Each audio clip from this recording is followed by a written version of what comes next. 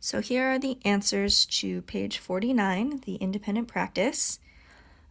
If you are looking at the coordinates for line A, you see it's 1, 0, 4, 3, 9, 8, 16, 15.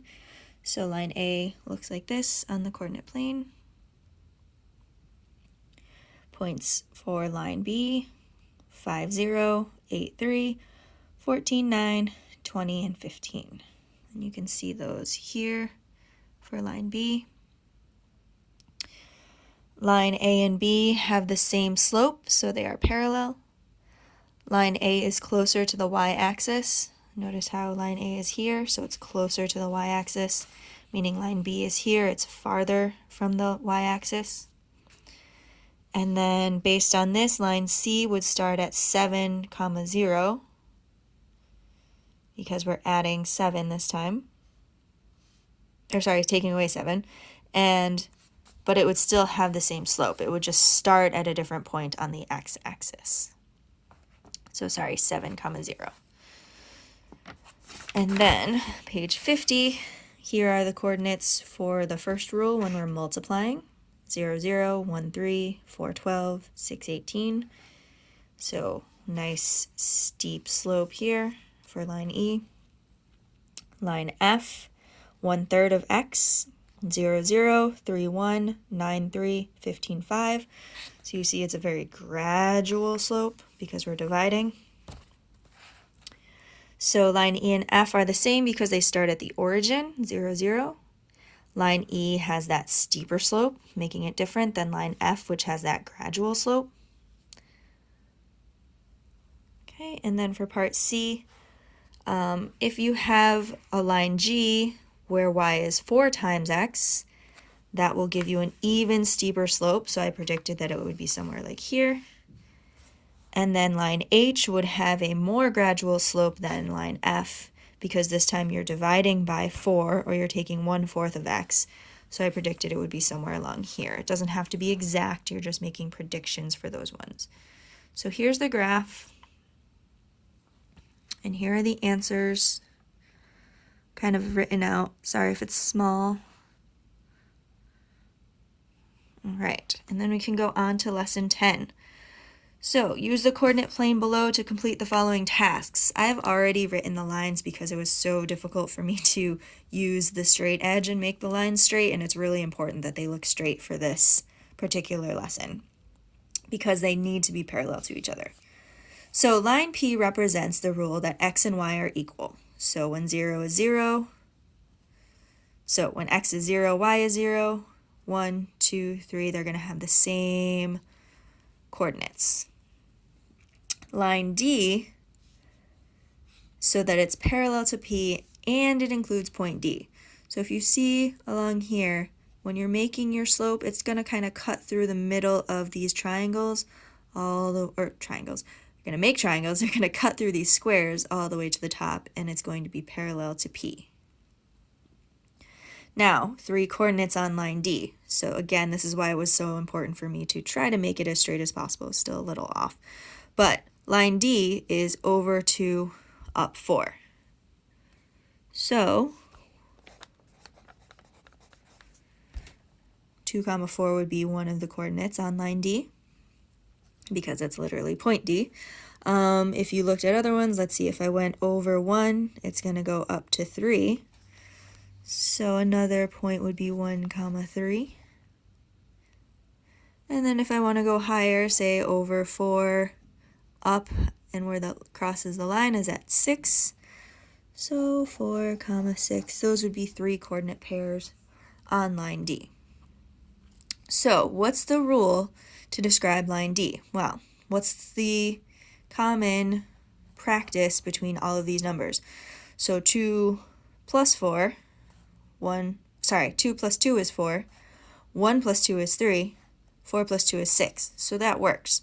So the rule is going to be x plus 2 equals y.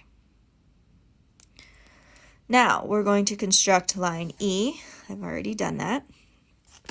And it has to contain point E. Now, 3 lines on point E.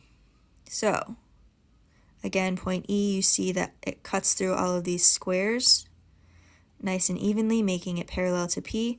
So here's line E.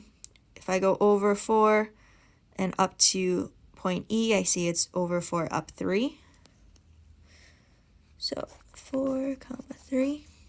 All right, I pick another one. Let's see, let's go over 2. If I go over 2 and go to that line, it's going to be up 1. So 2, 1 is another coordinate point. And then if I go over 5 up to that line, it's at 4. So another coordinate is 5, 4. So now what's the relationship between all of these numbers? Well, 4 minus 1 gives me 3. 2 minus 1 gives me 1. 5 minus 1 gives me 4. That all works, so my rule must be x minus 1 equals y. So compare and contrast lines D and E in terms of their relationship to line P. What's the same? Well, they're all parallel. D and E are both parallel to line P.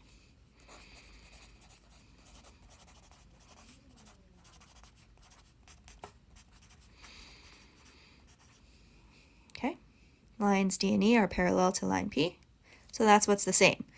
Now what's different is you'll notice that line E is to the right of line P, so it's going to start farther along the x-axis, and line D is going to start farther up the y-axis.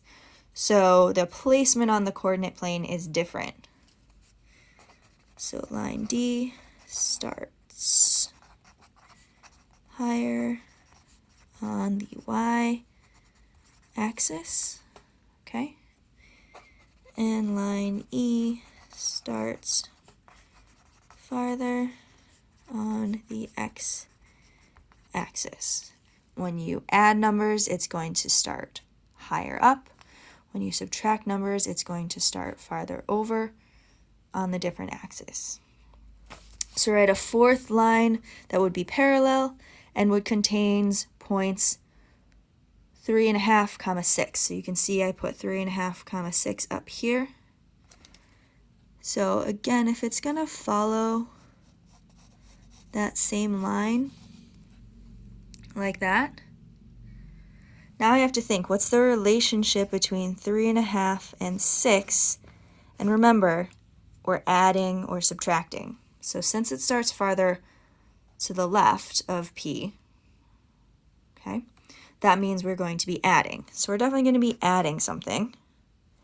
Now, what do I add to 3.5 to get to 6? Well, 3 plus 2 gives me 5.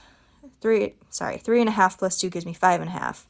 3 plus 3 gives me 6.5. So I must have to go somewhere in between for 2.5. So it must be plus 2.5 will give me y.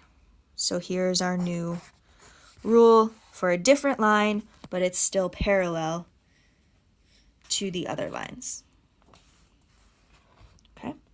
Because to get from 3.5 to 6, I have to add 2.5. So that's how I got my new rule. All right. Now on to page 52. Use the coordinate plane below to complete the tasks. Line P represents the rule that x and y are equal. So again, line P, x and y are the same. So if x is 0, y is 0. Now we're going to construct a line V that contains origin and point V. I've already made that line for you. We're going to name 3 points on line V. So if I go over 2 and up to point V, that's 4. So 2, 4, because I go over 2, up 4. Let's say I go over 5, it's going to go up to 7. Okay. And then last one, let's say I go all the way over to 10, go up to line V, that's going to be 12. So 10, 12. So all of these would be coordinate points on line V. So what's the rule? Well, we're going to be adding. What do I add to 2 to get to 4? 2. 2 plus 2 is 4. Let's make sure it works for the rest. 5 plus 2 is 7. Yep. 10 plus 2 is 12. So the rule must be x plus 2 will give me y. Now for line W, again, I've already drawn it. Name 3 points on line W, so I'm actually just going to go right to coordinate or point W. So over 6, up 1, 2, 3. Okay.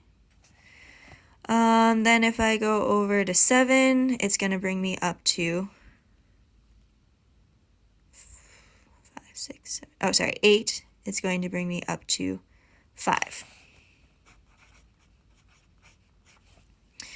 And then if I go over to 10, it's going to bring me up to 7.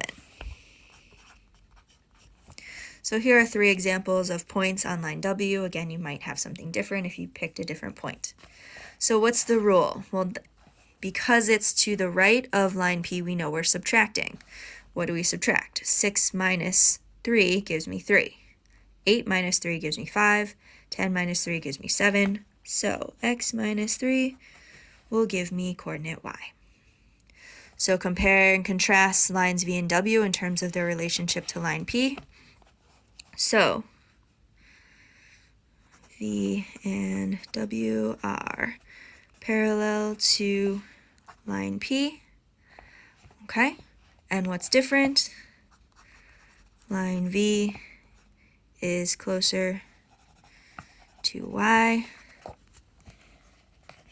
axis, and line W is closer to the x-axis.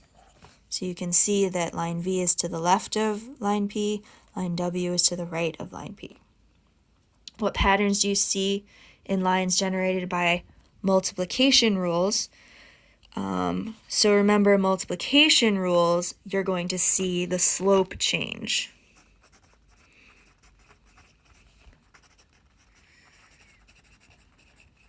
They will get steeper, okay?